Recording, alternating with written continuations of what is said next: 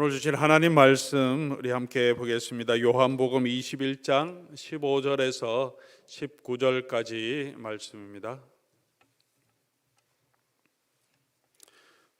신약성경 네 번째 책이죠. 요한복음 21장 15절에서 19절까지 말씀입니다. 찾으신 줄 알고 제가 받들어 읽겠습니다.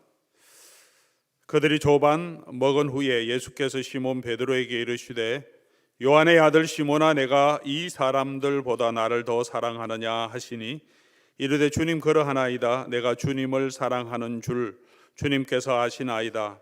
이르시되 내 어린 양을 먹이라 하시고 또 두 번째 이르시되 요한의 아들 시몬아, 내가 나를 사랑하느냐 하시니 이르되 주님, 그러하나이다. 내가 주님을 사랑하는 줄 주님께서 아시나이다. 이르시되 내 양을 치라 하시고 세 번째 이르시되 요한의 아들 시몬아, 내가 나를 사랑하느냐 하시니 주께서 세 번째 내가 나를 사랑하느냐 하심으로 베드로가 근심하여 이르되 주님, 모든 것을 아시오매 내가 주님을 사랑하는 줄을 주님께서 아시나이다.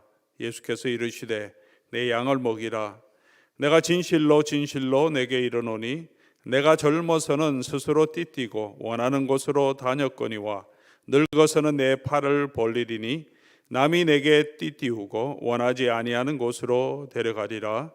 이 말씀을 하심은 베드로가 어떠한 죽음으로 하나님께 영광을 돌릴 것을 가르치심이로라. 이 말씀을 하시고 베드로에게 이르시되 나를 따르라 하시니. 아멘. 김용훈 목사님 나와서 하나님 말씀 전가해 주실 때 우리 큰 박수로 다시 환영해 주시면 감사하겠습니다.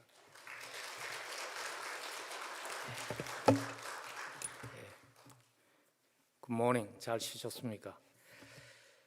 우리가 신앙생활을 하면서 하나님 말씀 가운데서 본인에게 특별히 의미가 있고 또 은혜가 되는 그런 말씀이 있죠. 오늘 제가 여러분들과 나누는 이 본문 말씀은 저에게는 굉장히 소중한 의미가 있는 저의 신앙의 여정에서 터닝 포인트가 되게 했던 그러한 말씀입니다. 왜냐하면 제가 예수님을 만난 후에 목회를 같이 시작했을 때 주님께서 저에게 찾아오셔서 한 새벽에 이렇게 말씀하셨습니다. 요한복음 21장 오늘 본문 말씀을 통해서 영훈아, 너 십자가 사랑에만 만족하며 갈 수 있겠냐고. 주님이 저에게 그 질문을 하신 배경이 있습니다. 왜냐하면 저는 20대 때 초반에 대학교에서 예수님을 만나고요. 그리고 대학을 졸업하고 사실 제가 대학도 남들보다 오래 다녔거든요. 3년 상대 다니고 영어를 못해서 영어 잘 못해도 살 수 있는 공대로 전과를 해서 3년 다니고 6년 대학을 다니고 마칠 점 해서 주님이 저를 목회자로 부르셨습니다. 그래서 목회자로 나아가면서 제가 생각했던 그러한 목회와 저의 현실이 매칭이 잘 안 됐습니다. 저는 목회를 시작할 때 그때는 철이 없어서 그렇죠. 제가 뭘 대단한 것을 할 줄 알았습니다. 그런 기대도 했고, 내가 설교를 하면 막 사람들이 은혜 받고 그렇게 기대했는데 막상 목회자가 되니까 알아주는 사람도 없고요. 또 굉장히 배도 고프고 너무 힘들었습니다. 그래서 이런저런 고민을 하다가 제 마음에 갈등이 생기자 저도 모르게 사람에게 이렇게 우리는 인생을 살면서 자기를 잘 포장합니다. 그게 우리가 배워온 테크닉이거든요. 제가 아주 그 믿음의 사람이라는 모습으로 내 자신을 포장하고 살았지만 내 속에 깊이 숨겨진 그러한 한 가지 생각이 있었던 것 같아요. 그래서 그날 주님 앞에서 저도 모르게 내 마음속 깊은 곳에 숨겨져 있던 그 말이 툭 튀어나온 거예요. 그 한마디가 뭐냐면, 주님, 이렇게 하라고 날 불렀습니까? 주님의 부르심이라는 것이 고작 이것밖에 안 됩니까? Is this all? 그 질문이 저도 모르게 튀어나온 거예요. 사람이 참 간사합니다. 제가 사실 기독교 집안이 아닌 곳에서 자라서 예수를 믿고 목회자로 부름받을 때 얼마나 감사하면서 제가 신학교를 갔는지 모릅니다. 근데 저도 몰랐는데 제 속에 내가 마치 하나님을 위해서 뭔가 대단한 것을 희생한 것과 같이, 그래서 하나님이 나에게 뭔가를 갚아주셔야 하는 당연한 것이 있는 것 같은 보상 심리가 제 마음속 깊은 곳에 있었던 거예요. 그래서 그날 저도 깜짝 놀랐어요. 저에게서 그 말이 나와서. 그래서 주님이 그날 저에게 요한복음 21장을 저로 하여금 묵상하게 하시면서 주님이 그렇게 다가오셨습니다. 너 나와 깊은 사랑에 빠질 수 있는 그것 하나만으로 만족하며 이 길을 갈 수 없겠냐고 저에게 다가오셨어요. 그러면서 오해하지 마십시오. 제가 주님의 육성을 듣고 그런 사람은 아닙니다. 근데 말씀을 묵상하는데 주님이 그런 세밀한 음성으로 계속 말씀하시는 거예요. 너 이 길을 가는 것은 영광 누리는 길이 아니다. 네가 이 길을 간다고 나는 너에게 세상이 말하는 성공이라는 것 보장해 줄 수 없다. 그러나 이 길을 가면 내가 한 가지를 보장해 줄 수 있는데 그것은 네가 나와 깊은 사랑에 빠질 수 있는 그 특권을 누리는 것이라고 주님이 저에게 물었습니다. 그러시면서 너 그 사랑에 만족하면서 이 길을 갈 수 있겠냐고. 제가 그렇게 답했습니다.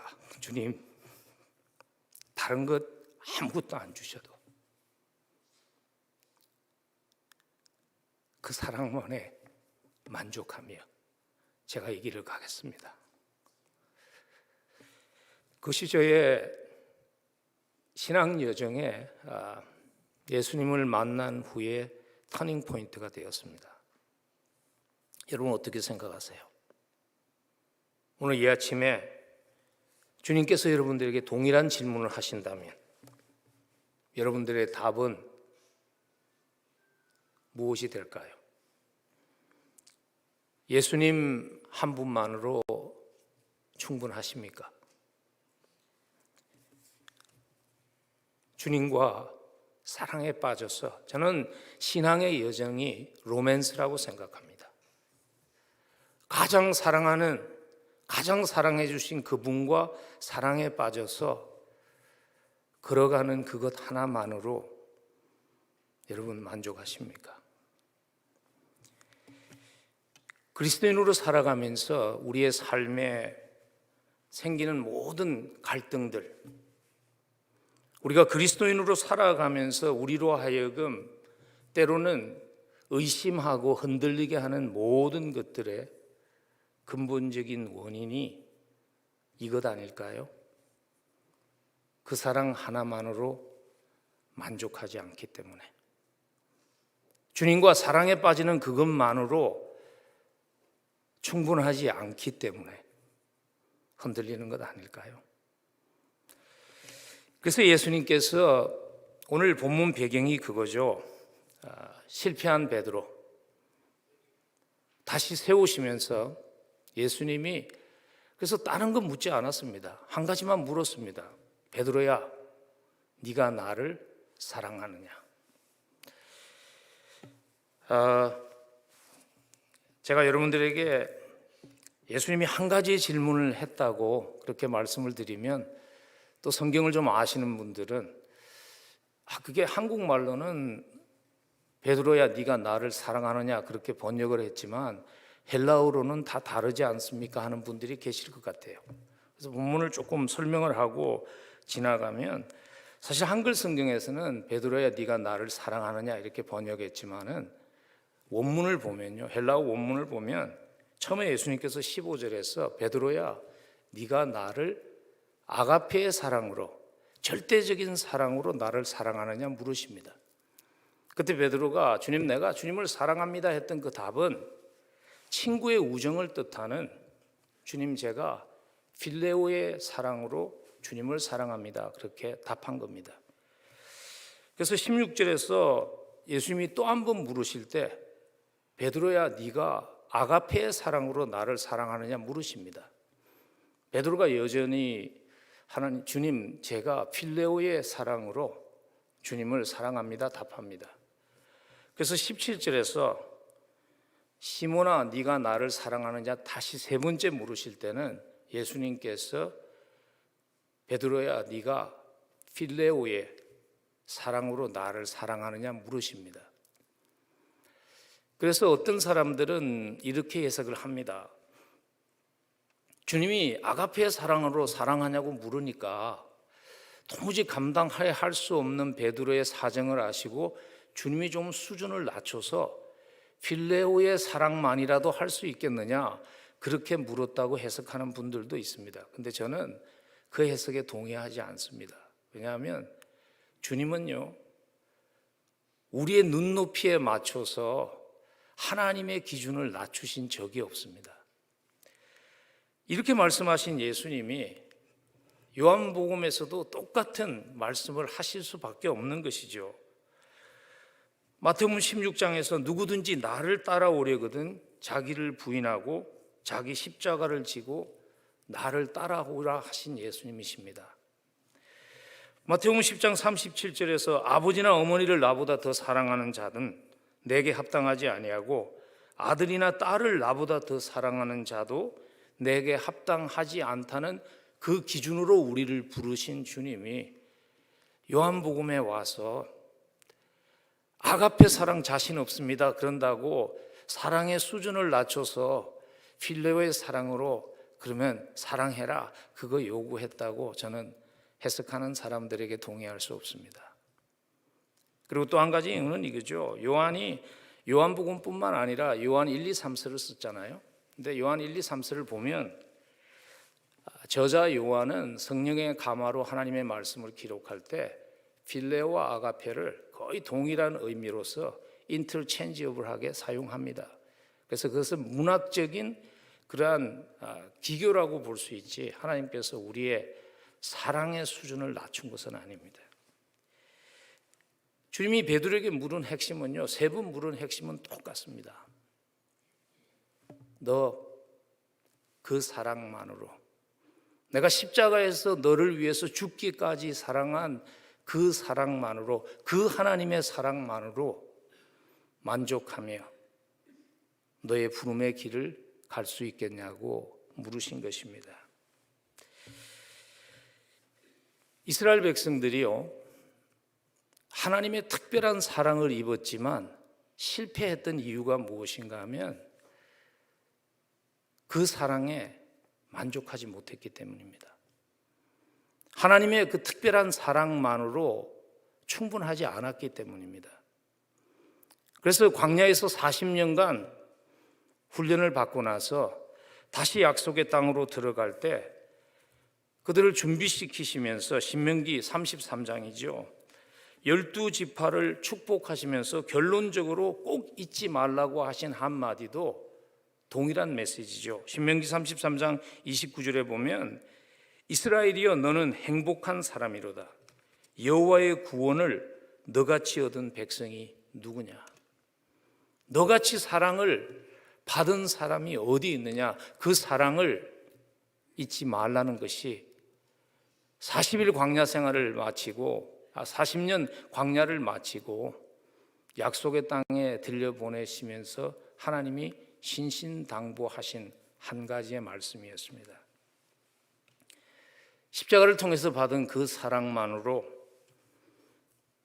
세상에 많은 사람들이 있는데 객관적으로 말하면 하나님이 정말 생명 주시며 구원해 주시면 하나님 나라에서 뭔가 대단한 일을 할 수 있는 수많은 유능한 사람이 있는데 하나님은 그러한 세상적인 기준으로 차별하지 아니하시고 우리의 부족함도 아시고 연약함도 아시지만 우리를 선택해 주시고 복음을 우리에게, 하나님의 영광이 걸린 그 소중한 복음을 우리에게 맡겨주시고 세상에 하나님을 볼 수 있도록 교회를 우리에게 맡겨주신 그 사랑만으로 우리가 충분하다면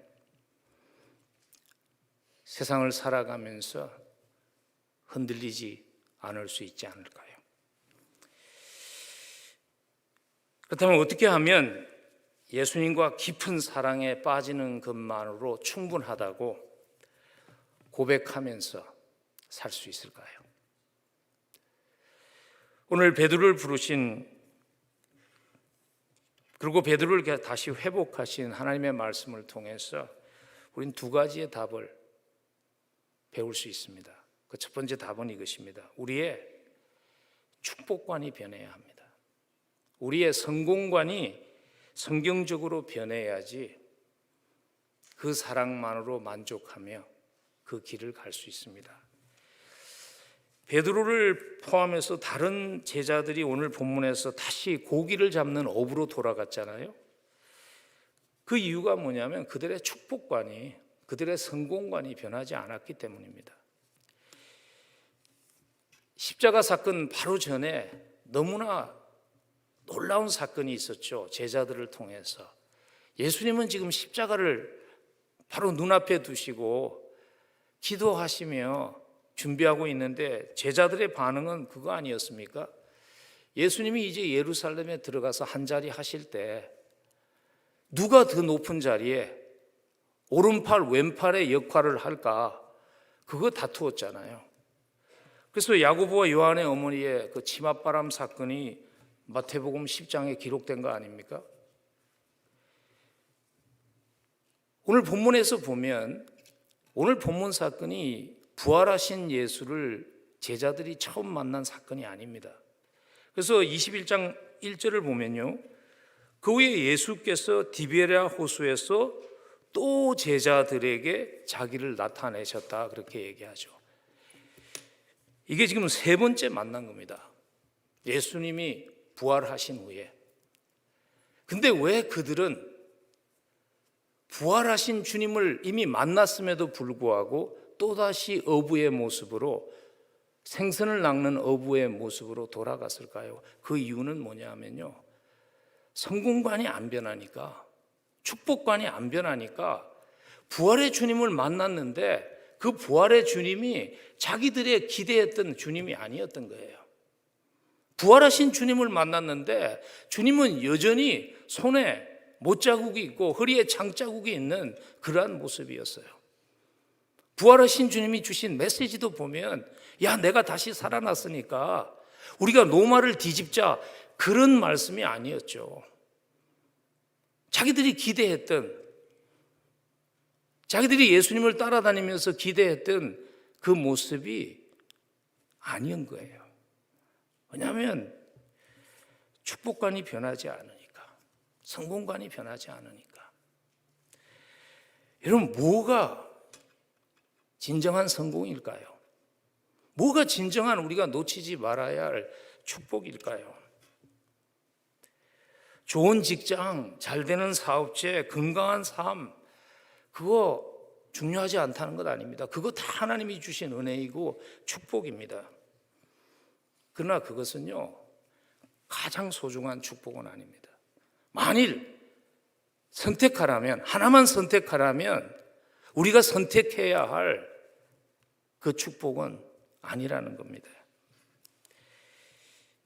축복관이 바로 세워져 있지 않으면요, 신앙생활을 하면서 계속 영적으로 사기당하게 됩니다.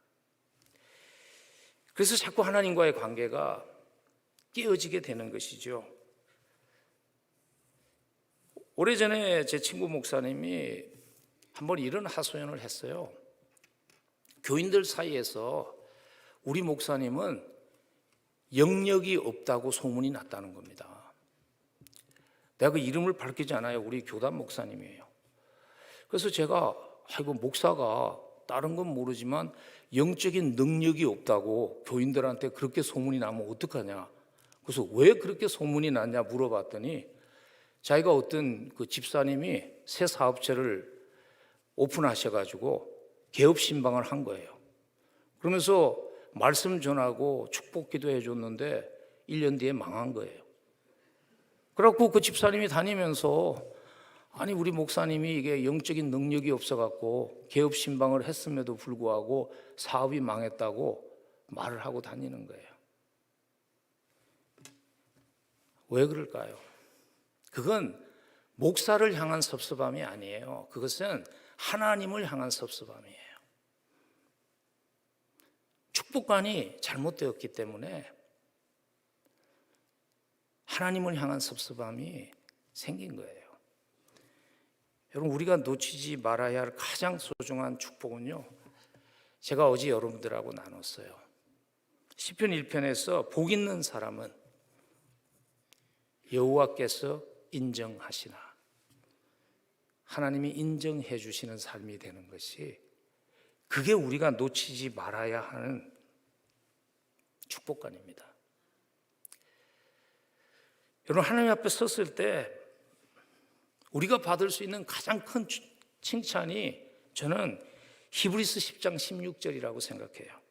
히브리서 10장 16절에 보면 그들이 이제는 더 나은 본향을 사모하니 곧 하늘에 있는 것이라. 이러므로 하나님이 그들의 하나님이라 일컬음 받으심을 부끄러워하지 아니하시고 그들을 위하여 한 성을 예비하셨느니라. 여러분, 하나님이 나는 내가 너의 하나님 된 게 너무 자랑스럽다.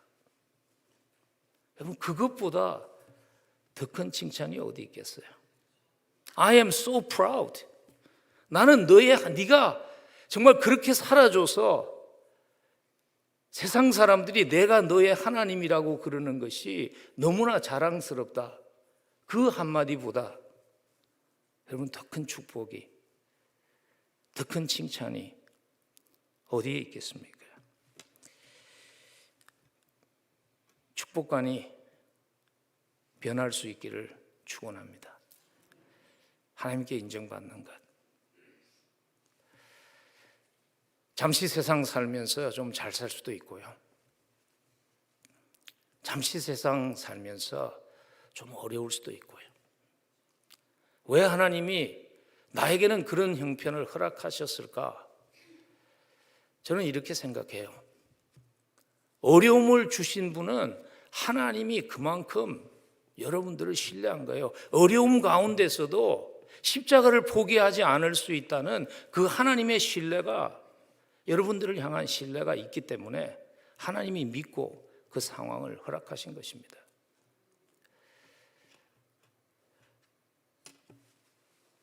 제가 종종 이런 질문을 제 자신에게 합니다. 오늘 아침에도 여기 와서 앉아 있으면서 하나님이 저에게 그렇게 질문하시는 것 같아요. 너 이제 목회를 마무리 질 때가 됐는데, 담임 목사로 너 여전히 처음 시작할 때처럼 몇 명 안 되는 교인, 그 교인들을 목양하는 상황으로 네가 목회를 마치게 됐다면 너 여전히 하나님의 사랑만으로, 십자가 사랑만으로 충분합니다라고 말할 수 있겠냐고. 솔직하게 제가 자신은 없어요. 근데 저는 그렇게 말하고 싶어요. 하나님, 주님, 내가 주님을 향한 나의 사랑은 내 목회가, 내 교세가 얼마가 된 그것이 아니라 십자가 사건 하나만으로 주님이 수많은 사람들 가운데 저를 포기하지 아니하시고, 제 인생에서 주님이 여러 번 찾아오셨지만 그 주님을 문전박대했지만, 가진 자일 때 주님을 문전박대했지만 없는 자 되었을 때 주님이 여전히 나를 찾아주신 것, 날 위해 십자가에서 생명 주신 주님이 되어 주신 것, 그거 하나만으로 주님 충분합니다 라고 고백하고 싶습니다. 우리 성경적인 축복관을 가지고 십자가 사랑만으로, 주님 다른 것 다 없어도 그것 하나만으로 충분합니다. 고백할 수 있는 우리 모두가 될 수 있기를 간절히 축원합니다. 하나님 그 깊은 사랑에 빠져서 살아가면서 그 사랑만으로 만족하게 살려면요, 또 한 가지 꼭 기억해야 되는 것은 내 신분이 무엇인가를 인식하고 사는 것입니다.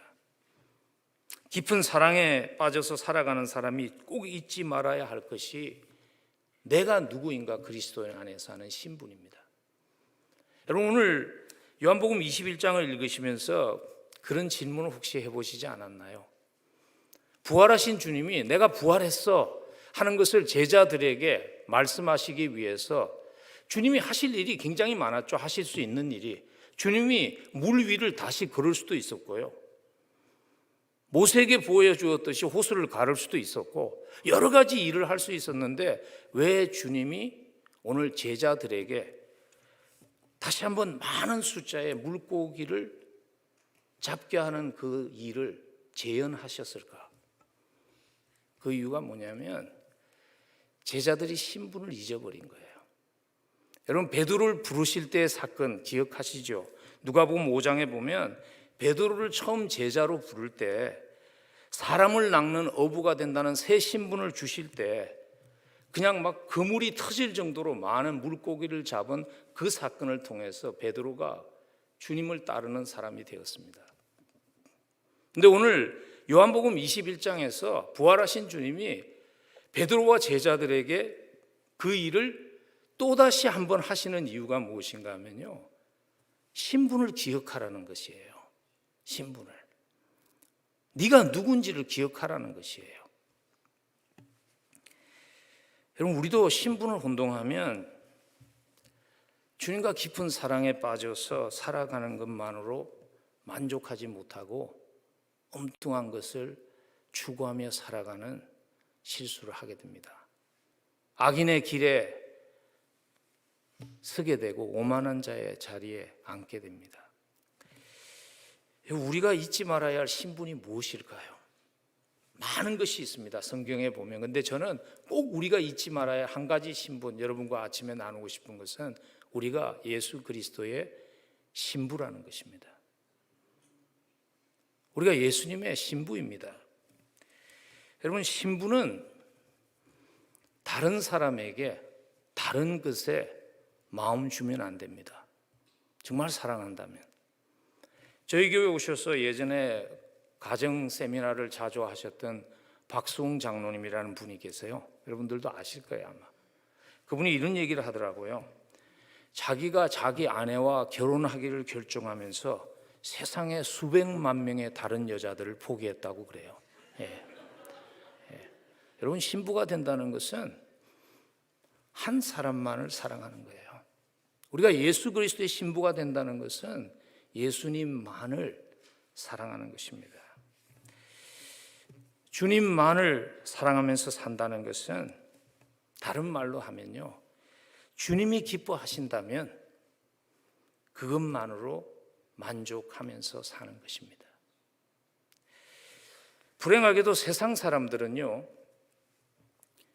자기가 누구를 기쁘게 해야 할지를 알고 살아가는데 우리 그리스도인들은 종종 그것을 혼동할 때가 있는 것 같아요. 굉장히 유명한 일화입니다. 츄니를 작곡했던 19세기 이탈리아 오페라의 가장 영향력 있는 작곡자죠. 주세페 베르디라는 분이 처음에 이제 그 플로렌스에서 자기의 첫 오페라 작품을 발표할 때의 일입니다. 당시 이제 그 플로렌스라는 곳이 문화의 도시였습니다. 예술가가 또는 음악가가 거기서 데뷔해서 인정을 받으면 그것은 큰 대박을 치는 그런 일과 같았습니다. 첫 작품을 발표하는데 그 칸셀토 올해 그 작곡자였던 베르디가 있었고요. 그리고 그 자리에 또 누가 있었는가 하면 자기의 친구이면서 자기가 가장 존경하는 로시니가라는 음악가가 그 자리에 있었습니다. 처음 자기가 만든 그 오페라가 연주되고 나서 음악적인 수준이 높은 플로레스의 그 공연장의 시민들이요, 다 열광적으로 일어나서 베르디를 향해서 박수를 쳤습니다. 근데 유명한 일화가 이것입니다. 베르디가 그 관중들의 열광하는 모습에는 관심이 없었다는 겁니다. 베르디의 모든 관심은 어디에 집중되어 있었냐면 자기가 존경하는 음악가였던 로시니가 자기의 작품을 어떻게 생각하는가에 있었다는 거예요. 그래서 시간이 좀 흐른 후에 로시니가 웃으면서 일어나서 박수를 칠 때 베르디가 그때서야 얼굴에 미소를 지었다는 유명한 일화가 있습니다. 세상 사람들은 아는 거죠. 뭐가 중요한지를. 누구의 박수 갈채가 중요하다는 것을 아는 것이죠. 근데 우리는 종종 혼동하는 것 아닐까요? 주님이 나를 어떻게 생각하실까 하는 것보다는 사람들이 나를 어떻게 생각할까 더 관심을 가지며 살아가는 것은 아닐까요? 여러분, 결국 누가 우리의 인생을 평가할까요? 잘 살았는지. 주님이 하시죠. 그래서 주님이 인생의 최종 평가자임을 깨달았기 때문에 다른 모습으로밖에 살 수 없었던 한 분을 여러분께 잠시 그분의 간증을 소개하면서 기도의 시간으로 나아가면 좋겠습니다. 그분은 미드웨스트에 있는 인디아나라는 주에서 메디컬 닥터로 사시던 분이셨습니다. 근데 이분이 처음에 이제 미국에 유학을 와가지고 의대를 가려고 그러니까 굉장히 어려웠을 거 아닙니까? 그러니까 하나님한테 기도한 거예요. 공부하면서 하나님, 나 의사 만들어주면 내가 하나님 영광 위해서 살겠습니다. 하나님은 그 기도를 들으셨어요. 그리고 하나님께서 그를 의사를 만들어 주셨는데 이분이 의사가 되고 나서 그걸 잊어버렸어요. 그리고 편하고 성공적으로 살면서 잊어버리고 살다가 어느 날 병이 들었어요. 근데 자기가 의사인데 아무리 생각을 해도 그 병이 왜 자기가 아픈지 이해가 안 되는 거예요. 병명을 알 수 없어요. 그래서 너무나 고통 가운데 뒤척이다가 하룻밤은 꿈인지 생신지 모르는데 자기가 이렇게 사람들이 줄을 쭉 서 있는데 그 뒤에 서 있는 거예요. 그 보니까 사람들이 다 깡통을 하나씩 들고 서 있어요. 이분이 6.25 세대예요. 그래서 한국에서 이거 배급을 받아본 분이에요. 그래서 깡통을 들고 이렇게 서 있어서 자기가 앞 사람하고 어깨를 툭툭 치며 물어봤다는 겁니다. 오늘 뭐 배급받냐고.